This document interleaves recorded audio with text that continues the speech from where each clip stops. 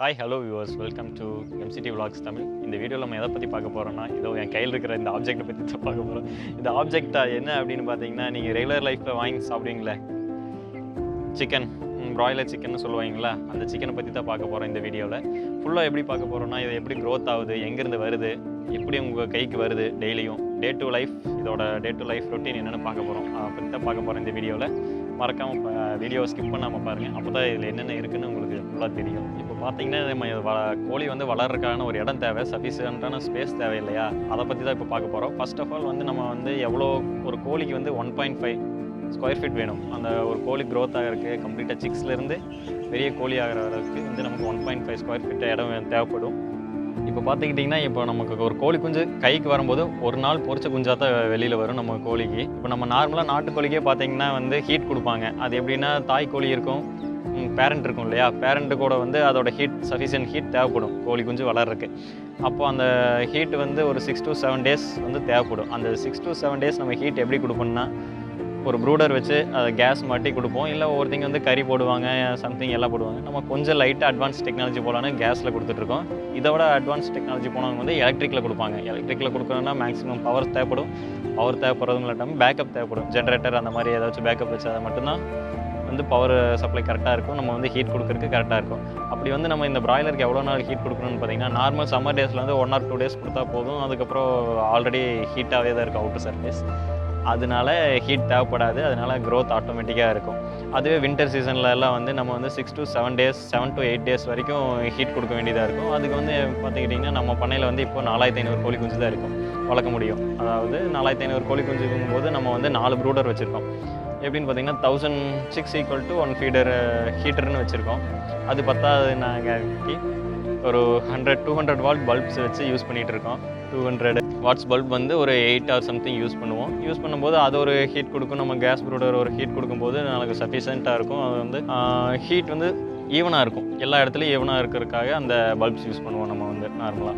அப்புறம் பார்த்திங்கன்னா, அந்த 7 to 8 days நம்ம ஹீட் கொடுத்ததுக்கப்புறம் வந்து நம்ம ஒரு இடத்துலேருந்து பிரித்து விடணும். அந்த ஹீட் கொடுத்த ஏரியா வந்து ஸ்மெல்லாக இருக்கும், அதெல்லாம் ஓகே. ஸ்மெல்லாக இருக்கும்போது வந்து கோழி வந்து அந்த இடத்துல வளராது. அதனால வந்து நம்ம ஸ்மெல் இருக்கிற இடத்த விட்டுட்டு வேறு ஒரு இடத்துக்காக கூட்டிகிட்டு வருவோம். அந்த இடத்துல வந்து ஒரு 10 days இருக்கும். அங்கே 10 to 18 days வந்து பாதிக்கு பாதி தான் கோழிக்கு வந்து இடம் தேவைப்படும். நான் 1.5 ஸ்கொயர் ஃபீட் ஸ்டார்டிங்கில் சொன்னேன் இல்லையா, அதில் பாதி 1/2 போட்டிங்கன்னா அதோட ரேஷியோ கிடைக்கும் உங்களுக்கு. அந்த இடத்துல மட்டும்தான் வளரும். அப்புறம் மோர் தென் 25 days வந்தீங்கன்னா ஃபுல் ஆஃப் தி ஏரியா வந்து அதுக்கு தேவைப்படும் சஃபிஷியன்ட். 1.5 ஸ்கொயர் ஃபீட் நான் சொன்னேன் இல்லையா, ஒரு கோழி குஞ்சுக்கு தேவையானது அந்த இடத்துல வளரும். அந்தப்போ வளரும் போது பார்த்திங்கன்னா, இந்த மாதிரி தீனி வேணும். என் கையில் இருக்குது பார்த்தீங்களா, இந்த மாதிரி தீனி தான் சாப்பிடும். லாஸ்ட் ஸ்டேஜ் வந்து இந்த தீனி தான் சாப்பிடும். இவ்வளோ பெருசாக இருக்கிறது மட்டும் தான் சாப்பிடும். ஸ்டார்டிங் ஸ்டேஜில் அதுவே மைக்ரோ ஆர்கானிசம் மாதிரி சாண்ட் பார்ட்டிகல்ஸ் இருக்கீங்களா, அந்த மாதிரி ஸ்டார்டிங்கில் சாப்பிடும். செகண்ட் ஸ்டேஜ் வந்து பார்த்திங்கன்னா, அடுத்து நெக்ஸ்ட் ஸ்டெப் மைக்ரோ சேண்டில் எப்படி இருக்கும், சேண்டில் ஸ்டோன்ஸ் எல்லாம் இருக்கும் இல்லையா, அந்த சைஸ் சாப்பிடும். லாஸ்ட் சைஸ் வந்து அப்நார்மல் சைஸ், இந்த சைஸ் வரைக்கும் சாப்பிடும். எந்த சைஸ் வேணாலும் சாப்பிடும். இது என்ன ஒரு அட்வான்டேஜ்னு பார்த்தீங்கன்னா, இந்த ஃபீடு சாப்பிட்டா மட்டும்தான் இந்த கோழி ஃபாஸ்ட்டாக க்ரோத்தாக இருக்கும். க்ரோத் எப்படி இருக்குன்னு கேட்டிங்கன்னா, இது வந்து ஸ்டீம் பாயில் பண்ணுற ஃபீடுனா வேறு எதுவும் இல்லை. இதில் என்ன ஸ்பெசிஃபிகேஷன்ஸ் இருக்கும் அப்படின்னா, மக்காச்சோளம் கலந்துருப்பாங்க. அப்புறம் நம்ம பிரியாணிலாம் போடுவோம் இல்லையா, சோயா பீன்ஸ், அந்த இது வந்து மிக்ஸ் பண்ணியிருப்பாங்க. சோயா பவுடர் போடுவாங்க. எதுக்குன்னு பார்த்தீங்கன்னா, குயிக் டைஜஷன் ப்ராசஸ்க்காக. இதோட டைஜஷன் எப்படி ஸ்டார்ட் ஆகுன்னு பார்த்தீங்கன்னா, ஃபஸ்ட்டு வந்து ஃபீட் இன்டேக் எடுத்த உடனேயுமே போய் சிக்ஸ் வந்து வாட்டர் குடிச்சிச்சுன்னா, வாட்டர் குடிக்கும்போது வந்து இந்த ஃபீட் கூட மிக்ஸ் ஆகும். வாட்டர் மிக்ஸ் ஆனோடனையும் நமக்கு அப்படியே ப்ராப்பர் டைஜஷன் ஆயிரும். இதுக்கு தேவையான நியூட்ரியன்ஸ் வந்து ஆட்டோமேட்டிக்காக சிக்ஸோட பாடி வந்து அப்சர்வ் பண்ணிக்கும். டைஜஷன்லேருந்து அப்படியே அப்சர்வ் பண்ணிக்கும். அப்போவே இது வேஸ்ட்டாக வெளியில் வந்துடும். இந்த ப்ராசஸ் எடுக்கிறதுக்கு எவ்வளோ நேரம் ஆகுன்னு பார்த்தீங்கன்னா, 30 minutes இது வந்து இன்டேக்கும் எடுத்துரும், அவுட்லெட்டும் வேஸ்ட்டும் ப்ரொடியூஸ் ஆகியும் வெளியில் தள்ளிடும். இந்த ப்ராசஸ் வந்து ரொட்டீன்.